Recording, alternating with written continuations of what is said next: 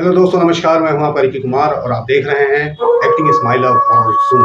दोस्तों, आज के हमारे इस हॉरर जोन एपिसोड में हम लोग बात करने वाले हैं श्याम राम से की एक फिल्म नेबर्स दे आर वैम्पायर्स के बारे में, जो कि उनकी एक नई फिल्म थी।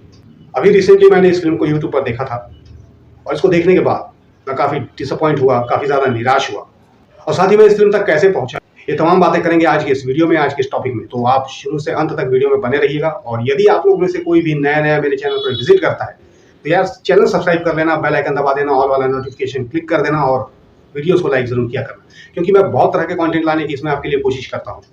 और भाई, अगर अपनी वीडियो लंबी होती है बात करते करते तो इस वीडियो को आप लोग कहीं सेव करके रख लीजिएगा, आराम से रात को देखिएगा, लेकिन पूरी वीडियो देखे बिना कोई निष्कर्ष मत निकाला करना दोस्तों। तो चलिए चलते हैं हमारे टॉपिक की तरफ। सबसे पहले तो मैं आप लोगों को बताता हूँ कि मैं इस फिल्म तक पहुंचा कैसे। दरअसल मुझे एक कमेंट आया था हमारे पिछले वाले जो एपिसोड हमने बनाया था हॉरर जोन का, उसमें कोई एक व्यूवर्स हैं जिनका कि नाम है शिव शक्ति। उन्होंने मुझसे उसमें कमेंट में कहा था कि धोखा का एपिसोड, धोखा जो जी हॉरर शो का कोई एक एपिसोड उसका रहा होगा, उसके बारे में उसका एपिसोड उनको मिल नहीं रहा है। अब प्रॉब्लम ये है कि मैंने इनकी कई जगह में कमेंट देखे, इनके कमेंट की वजह से मैंने इसके बारे में खोजना शुरू किया और खोजते खोजते ही पहले मुझे श्याम राम से का एक इंटरव्यू मिला, उसके बाद एक और इंटरव्यू मिला। तो वो दोनों इंटरव्यू मैंने देखे। उसके बाद इस फिल्म का जिक्र उन्होंने इस इंटरव्यू में किया था, जिसकी वजह से मुझे पता नहीं था कि ये फिल्म ऐसी कोई आई है या उन्होंने बनाई थी बाद में, और इसके जरिए मैं इस फिल्म तक पहुंचा।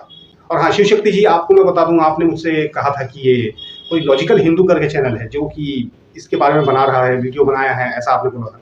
मैंने वो वीडियो देखा, उसमें मुझे एक कहानी सुनने को मिली, उसमें वो कहानी बताए हैं पूरी। अब वो कहानी कितनी रियल है, वो धोखा की ही है या फिर कोई और कहानी उन्होंने अपने मन से बनाई है, मैं इसके बारे में श्योर नहीं हूँ। प्रॉब्लम ये हो रही है कि जी हॉरर शो को देखे बहुत ज़माना हो गया, छोटे में हम लोगों ने देखा है, तो इसीलिए कुछ एक एपिसोड्स जो कि दिमाग में क्लियरली उनके नाम याद हैं और कुछ एक एपिसोड्स के मुझे नाम बिल्कुल याद नहीं। मतलब यदि मैं उस एपिसोड को देखूंगा तो मुझे लगेगा, याद आ जाएगा कि ये मैंने देखा है, लेकिन उस एपिसोड का नाम क्या है ये याद नहीं है। तो धोखा के साथ भी मेरे को लगता है ऐसा कुछ हो रहा है मेरे संग। और बाकी प्रॉब्लम ये है कि जी हॉरर शो वालों ने किसी भी एपिसोड का अपने नाम नहीं डाला है। सबसे बड़ी प्रॉब्लम यही है। जी टीवी वाले जो अपने यूट्यूब चैनल में है, वो लोगों ने उसका नाम वाम नहीं डाला है। उन लोगों ने केवल नंबर के हिसाब से उसको डाल दिया है, जैसे कि 1, 2, जी हॉरर शो 1, जी हॉरर शो 2, ऐसे करके आप एपिसोड उसके खोजते जाएंगे तो आपको सबके मिलते जाएंगे। ये एक दिक्कत है उसमें, क्योंकि मैं उसमें खुद देख रहा हूँ ना अभी, इसलिए मुझे ये चीज़ पता है। बाकी लॉजिकल हिंदू वाले चैनल में भी यही जिक्र है कि बहुत सारे इसके एपिसोड मिसिंग हैं, जो कि मैंने भी आप लोग को बताया उस एपिसोड में, और उसके एपिसोड मिल नहीं रहे हैं क्योंकि जी हॉरर शो ने उसको संभाला नहीं है दोस्तों। और आपकी परेशानी या आपकी बेचैनी मैं समझ सकता हूँ, क्योंकि मैंने आपका कमेंट बहुत जगह में देखा, जितने वीडियोज में मैंने सर्च किया है ऑलमोस्ट आपने कमेंट किया हुआ है धोखा के बारे में। धोखा का एपिसोड चाहिए आपको, धोखा का एपिसोड हो सकता है आपका बहुत ज़्यादा फेवरेट हो। तो अब चूंकि मुझे ऐसे ही याद नहीं है तो मैं आपसे यही पूछ सकता हूँ, मैं आपको ये चेहरे दिखा रहा हूँ कुछ कलाकारों के, आप मुझे बताइए यदि ये लोग उसमें हैं तो ये एपिसोड आप देखना, ये अगर इसमें लीड रोल में रहे होंगे धोखा में, तो इसको आप देख सकते हैं। नंबर 20 आई थिंक मैं इसको देखा हूँ, ऐसा लगता है नंबर 20 आप जी हॉरर शो करके टाइप कीजिएगा, 21, 22 ऐसे करके इसको खोजिए। शायद ये 24 तक है एपिसोड, ऐसा मुझे याद आ रहा है जहाँ तक।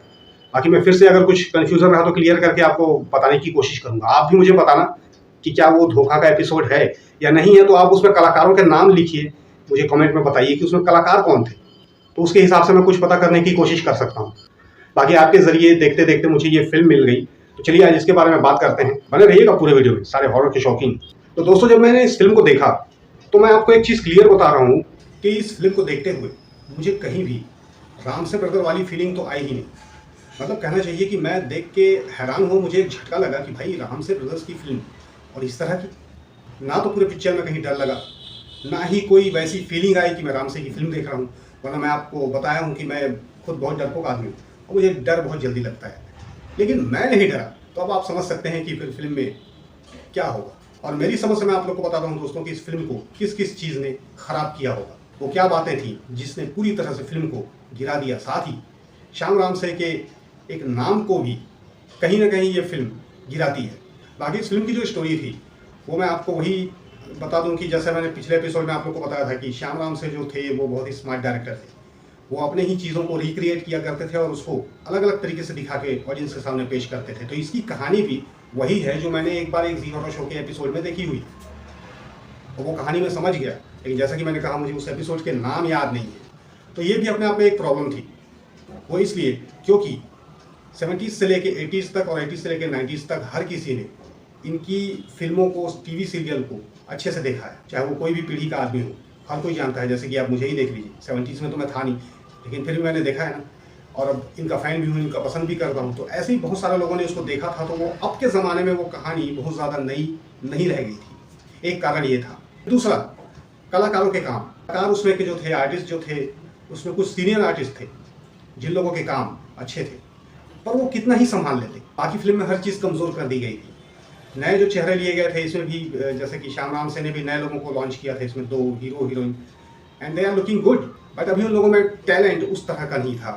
ऐसा लग रहा था कि उस फिल्म से, उस कहानी से वो लोग अच्छे से कनेक्ट खुद नहीं हो पा रहे हैं। उनके ऊपर में वो बिलीव जो लेकर के होता है, ऐसी चीज़ों को लेकर के होता है। हॉरर फिल्म है, हॉरर इन चीज़ों में दोस्तों भूत प्रेत की बात होती है और कुछ काला जादू यूं त्यों दुनिया भर की। उसके लिए सबसे पहले आपको एक्टिंग में भी अपने आप के अंदर एक बिलीव लाना पड़ता है इस चीज़ के ऊपर। जैसे कि राम सेन के जितने पुराने कलाकार थे जो भी काम कर चुके हैं उनके साथ, उनकी एक्टिंग और परफॉर्मेंस देखिए आप लोग, आप उसी से हिल नहीं पाएंगे। जी हॉरर शो में भी इतना अट्रैक्शन था कि लोग हिल नहीं पाते थे, क्योंकि उसमें के कलाकार उस काम को फील करके करते थे। इनके अंदर में वो वाली बात बिल्कुल नहीं नजर आएगी आपको। और अगर आपने इस फिल्म को देखा है, या आप अब मेरे कहने के बाद एक बार इस फिल्म को देखेंगे यूट्यूब पर, तो आपको खुद समझ में आएगा कि मैं क्या कहना चाहता हूँ। हमें सिखाया जाता है दोस्तों कि एक्टर का काम है भ्रम पैदा करना, और भ्रम पैदा करने के लिए उस एक्टर को सबसे पहले खुद ही भ्रमित होना पड़ता है। हालांकि इसके कलाकारों के बारे में हम लोग और भी बात करेंगे, जितने भी राम सेन ब्रदर्स के कलाकार रहे हैं, जी हॉरर शो के कलाकार रहे हैं, इनके लिए एक अलग से एपिसोड बनेगा। अभी फिलहाल इस फिल्म की बात करते हैं।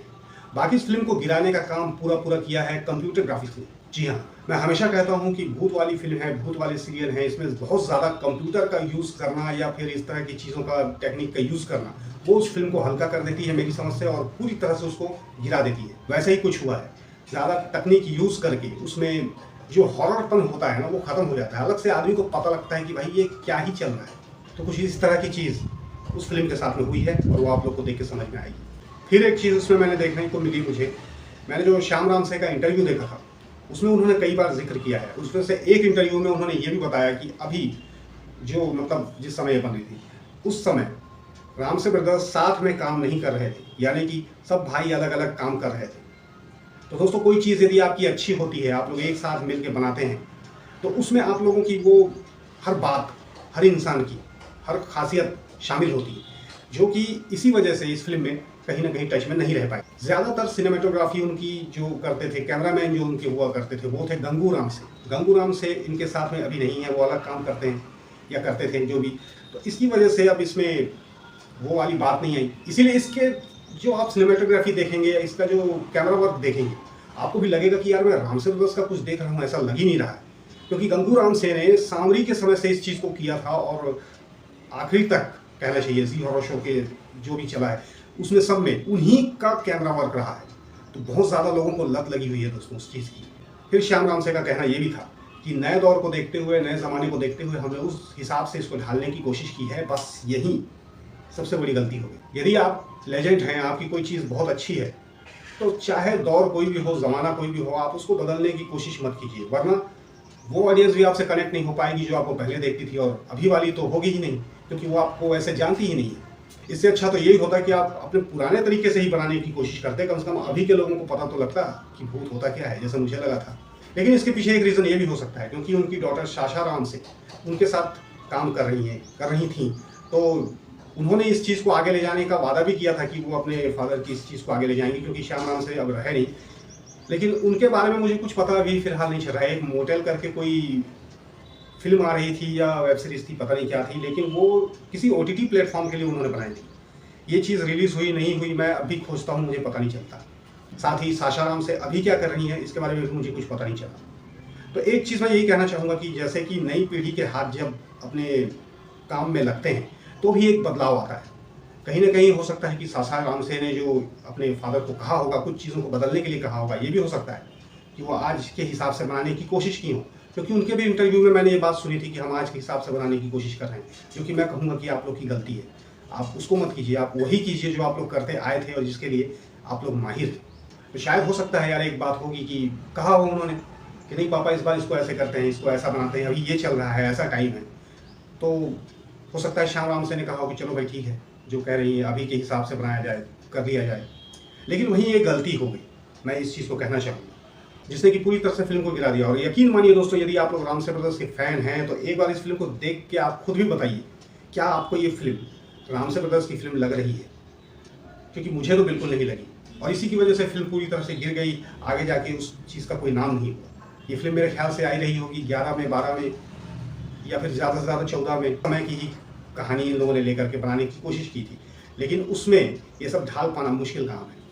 इसलिए मैं बार बार कह रहा हूँ कि आपको अपने जिस चीज़ में आप अच्छे हैं उसको कभी छोड़ना नहीं चाहिए, क्योंकि आपके पुराने तरीक़ों से हर कोई वाकिफ़ है और हर कोई जानता है। मैं बाद की पीढ़ी का आदमी हूँ, लेकिन फिर भी मैं आप लोग का फ़ैन हूँ और देखता हूँ, और अभी भी इस चीज़ के पीछे हम लोग पागल रहते हैं। तो इसीलिए किसी भी चीज़ के लिए अपने आप को बदलना बिल्कुल भी सही नहीं है। देखिए उस फिल्म को, अगर देख सकते हैं तो एक बार, और उसके बाद बताइए मुझे कि क्या आपको रामसे की फिल्म वो लगी, क्या आपको वो टच महसूस हुआ? क्योंकि मुझे तो बिल्कुल नहीं हुआ। मैं पूरी तरह से निराश हुआ, और ना ही मुझे उस फिल्म में डर का एहसास हुआ, ना ही किसी चीज़ का एहसास हुआ। फिल्म को देखते समय बहुत सारे नीचे कमेंट भी मैंने देखे, उसमें भी कुछ लोगों ने एक बिल्कुल सही बात कही थी कि फिल्म के अंदर में सब कुछ डालने की कोशिश हुई है, लेकिन फिल्म की आत्मा मिसिंग है। दोस्तों, फिल्म की भी, सीरियल की भी, या गानों की भी, कुछ भी आप जो भी देखते हैं, सब चीज़ की एक आत्मा होती है जो उसके साथ होनी ज़रूरी है, और वो इन सब चीज़ों में मिसिंग है। हमारे हॉरर जोन के आज के एपिसोड में फिलहाल इतना ही। मैं फिर मिलूंगा आपसे किसी अगले वीडियो में, तब तक का मेरा इंतजार। Take care.